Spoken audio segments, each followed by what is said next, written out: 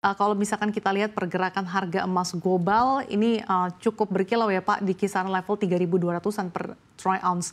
Nah, di tengah ketidakpastian global ini kalau kita lihat dari kinerja keuangan BRMS ini justru cukup moncer Pak.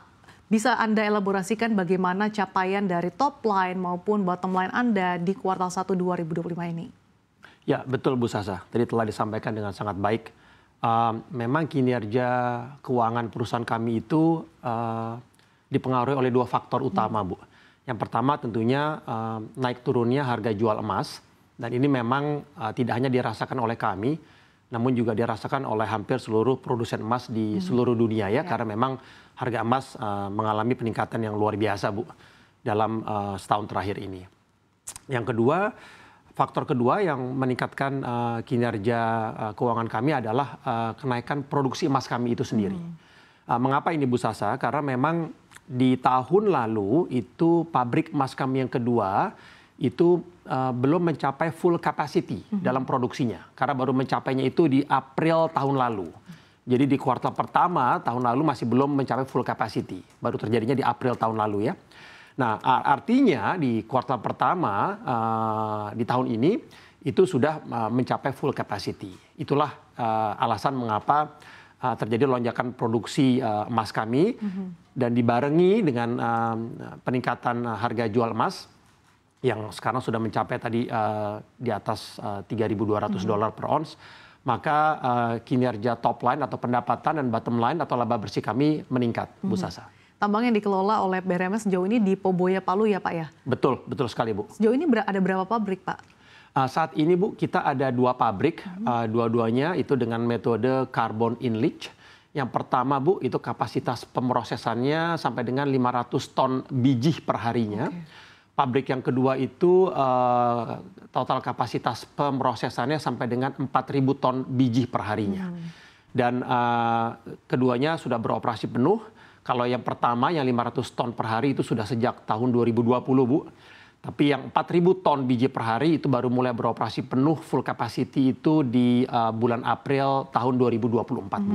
Artinya dengan ada full capacity di pabrik kedua ini maka tadi turut menopang kinerja dari BRMS di kuartal pertama tahun ini ya Pak ya? Tepat, betul sekali Bu Sasa. Mungkin rencana ke depan Pak di tengah mungkin harga emas yang semakin berkilau dan juga prospeknya ke depan yang beberapa analis memperkirakan juga masih cukup prospektif dari segi harga global ini, apakah ada rencana juga Pak untuk semakin menggenjot kapasitas produksinya Pak?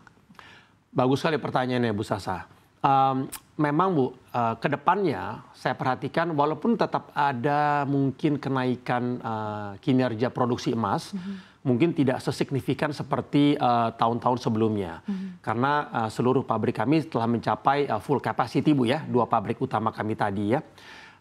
Kemudian penambangan kami ini itu kami lakukan semuanya dari area open pit mining Bu, atau yang kita sebut dengan penambangan terbuka. Yang mana rata-rata kandungan emasnya sekitar 1,5 gram per ton Bu Sasa. Artinya dari 1 ton batu itu ada sekitar 1,5 gram kandungan emas di dalamnya. Nah, yang menjadi game changer ke depannya Bu Sasa, targetnya kami ini sedang melakukan konstruksi pembangunan tambang emas bawah tanah Bu di lokasi Poboya Palu tersebut. Targetnya harus selesai di akhir tahun 2027. Apabila sudah selesai dan mulai beroperasi Bu Sasa, kami akan mulai memproduksikan emas dengan kandungan emasnya itu sebesar kira-kira 4,9 gram per ton. Ini luar biasa. Jadi lebih tinggi daripada open pit tadi ya Pak? Betul Bu. Artinya dari setiap satu ton batu ada 4,9 gram emas di dalamnya. Artinya dari 1,5 gram per ton yang open pit mining saat ini tiba-tiba di 2027 akhir, 2028 awal meningkat menjadi 4,9 gram per ton. Itu artinya Bu Sasa, kinerja produksi emas kami bisa meningkat sampai 3 kali lipat. Oke, sampai 3 kali lipat ya Pak? Betul Bu, karena dari 1,5 menjadi 4,9. Sejauh mana Pak progresnya saat ini? Bagus, progresnya Bu. Jadi memang kami sudah memulai pembangunan infrastruktur tambang emas bawah tanah di Palu itu sejak awal tahun ini Bu Sasa. Walaupun groundbreaking seremonialnya itu kami baru lakukan di bulan lalu, namun pembangunannya sendiri sudah berlangsung sejak awal tahun ini. Kami juga merekrut kontraktor tambang yaitu McMahon Bu, itu perusahaan asal Australia. yaitu anak usahanya PT McMahon Indonesia yang bekerja sama untuk membangun infrastruktur tambang bawah tanah ini. Progresnya sudah luar biasa. Portal atau pintu masuk ke mulut tambang bawah tanah sudah selesai dikerjakan, Bu, dengan ukuran size sekitar 5 kali 6 meter.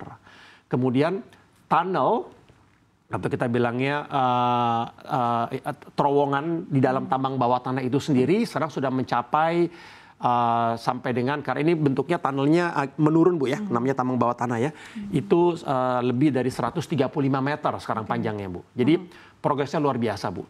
Alat-alat berat juga sudah tersedia standby, juga para mining engineer dengan specialty expertise di tambang bawah tanah juga sudah kami rekrut. Ada yang dari Australia, ada yang dari Indonesia, namun dengan pengalaman mengerjakan tambang bawah tanah di Afrika. Karena targetnya, Bu, harus sudah selesai dan mulai beroperasi di kuartal keempat tahun 2027, Bu Sasa. Oke. Nah, tapi artinya untuk bawah tanah sendiri challenging-nya lebih besar ya, Pak, dibanding kalau open pit. Ini nilai investasinya bisa berapa, Pak, untuk target tadi bisa beroperasi di kuartal 4 2027? Bagus, pertanyaannya bagus juga, Bu Sasa. Jadi betul, tentunya belanja modal yang diperlukan, Bu, untuk membangun tambang bawah tanah itu lebih besar dibandingkan dengan membangun penambangan terbuka.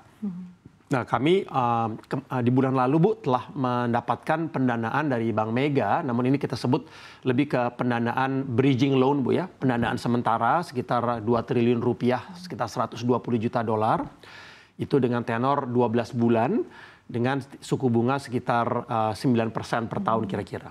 Namun ini hanya pendanaan sementara. Targetnya kita akan mengumumkan segera pendanaan yang kami akan dapatkan, targetnya itu mungkin di akhir bulan ini atau di bulan depan dengan jumlah yang lebih besar, dan nanti akan merepackage atau merefinansi pinjaman sementara dari Bank Mega tadi, dan kami akan umumkan juga nanti melalui siaran pers, Bu, plafonnya jumlahnya berapa, suku bunganya berapa, tenornya berapa panjang, dan kegunaannya buat apa. Namun mungkin bisa saya sampaikan kisi-kisi, Bu, ya, kira-kira. Ya, boleh, Pak, silakan. Betul, walaupun ini sebenarnya forward looking statement, tapi nggak apa-apa. Kira-kira kisi-kisi penggunaannya, Bu, sebagian besar dari pendanaan pinjaman dari bank nanti yang kita akan umumkan, itu memang untuk kita alokasikan untuk menyelesaikan, merampungkan pembangunan infrastruktur tambang emas bawah tanah yang di Palu. Ya. Karena harus selesai di akhir 2027.